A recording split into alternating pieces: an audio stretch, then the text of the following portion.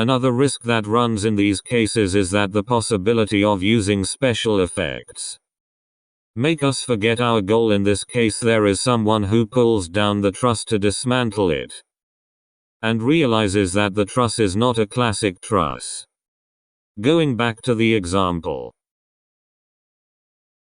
I remember when I was studying wooden construction, one of the most critical points of the truss was the attachment of the strut to the chain, with the piece that had to be reinforced, and there are quite thorough studies.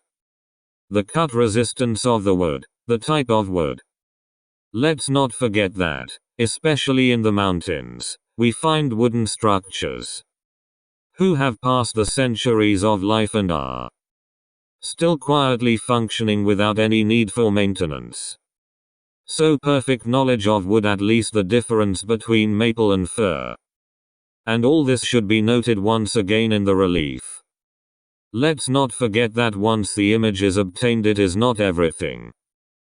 Thanks to the interactivity of the multimedia programs, after selecting an object, we can safely click and get all the information related to the material, the type of technique used for the construction.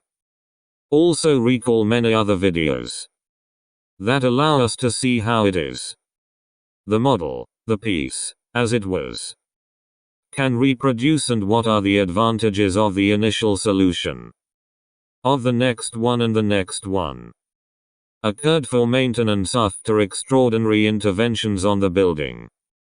So far we have analyzed the architectural components of the building, including the static aspect. But we must never forget that each building performs a function for which it was built. In the particular case, we are in the presence of a cult building. And in the particular case of the Cathedral of Acerenza, we are in the presence of a church which has several centuries of life. The life of these churches has always been linked to the figure of a son, to which they are usually dedicated.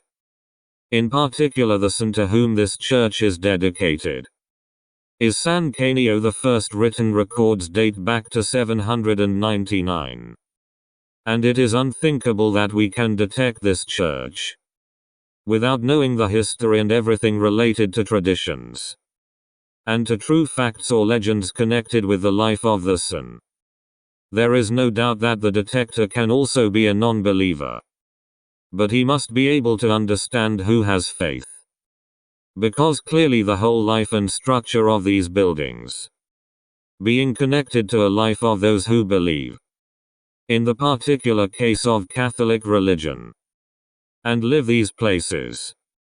So that the first thing to consider is the creation of a historical archive available to everyone, because not only the detector, but also those who visit the church. There is no need to visit it if you don't know the story. Go to Acerenza and not knowing what the stick of San Canio is, and you can't go to church to read all this. It is better not to visit it.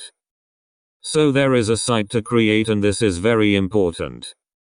And not just collect all the news. Can be spread all over the world. There may also be in Germany those who studied San Canio and activated a site on the cathedral, on Acerenza. And therefore you can put a link to this site, or to other analogs spread all over the world, and collect all the information. Enough to allow those who want to visit this cathedral to know its history, from all points of view. Because clearly everyone interprets it in its own way, from various points of view. Another fundamental element to keep in mind is that the relief is no longer reduced to a box with a series of elaborate graphics to explain and observe. The site of the survey is now an authentic medical record of a patient, which in the particular case is the monument. We saw the part of the church reserved for the faithful. It still remains to represent and communicate the sacred area of the building. The crypt, the part of the altar, the part behind the altar, and here you have to know the history. Otherwise it is not possible to represent something like that, and therefore, it is also unthinkable that only one person can survey the whole building. Since the plates, the frames are in network, everyone can derive from the pairs of frames. What matters then? A second archive is created. Everything related to the renovations carried out, which, in practice, is a virtual construction site. Or, to better define it, a virtual factory. The ancient factory, like the factory of San Pietro and the other monuments, where all the information is collected to know the monument and plan its future life. We have previously neglected the importance of building lighting. It's a place of worship, and you have to understand why certain places invite us to prayer. It is not simple, but the problem must be addressed and solved. Otherwise we give up on planning or restoring the church. We must also think about monitoring the monument. In this case these photographs were taken in the morning. But since the monument is always the same, it is not difficult to plan the relevant work.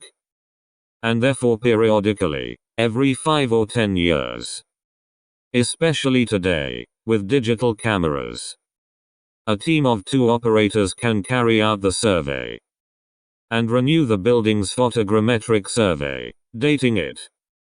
Then, we leave users the comparison with the previous shots and analysis of existing changes or predictable ones, because the very nice thing about this is that anyone can suggest a change to the monument. Let's talk about the simple and small modification. To the most important thing we return to underline. To the lighting of a certain area. Or the whole building, both inside. Both as regards the exterior, and this is, in my opinion, the biggest advantage, which comes from the documentation via the network, that we will face in the next DVD.